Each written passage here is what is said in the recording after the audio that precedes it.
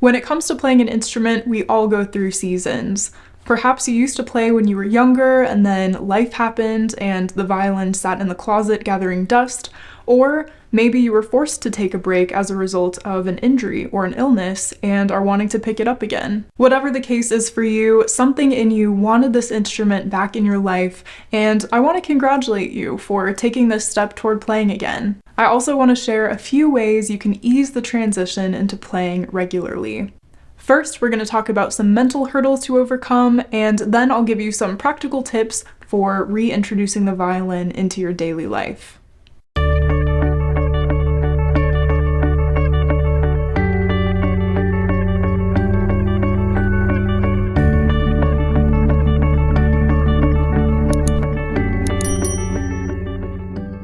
Tip number 1 is try to avoid any guilt.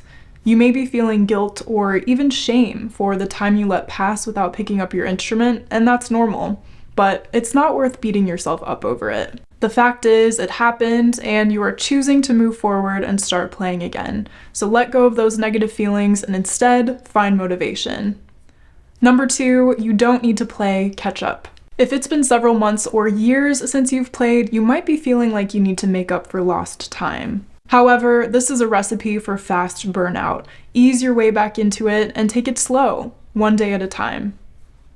Number 3, find music inspiration. Your tastes may have changed since the last time you played, and you might want to work on new styles and pieces of music. Listen to music and discover what you want to play so you'll be excited to learn again. Make it fun.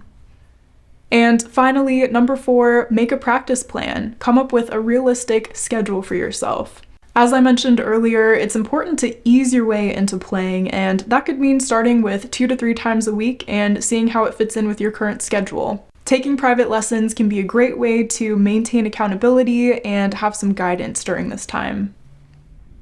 Well, that's all I have for you for now. I hope you're able to use these tips to get you back in the game and having fun with your music making. I wish you the best of luck, and as always, happy practicing.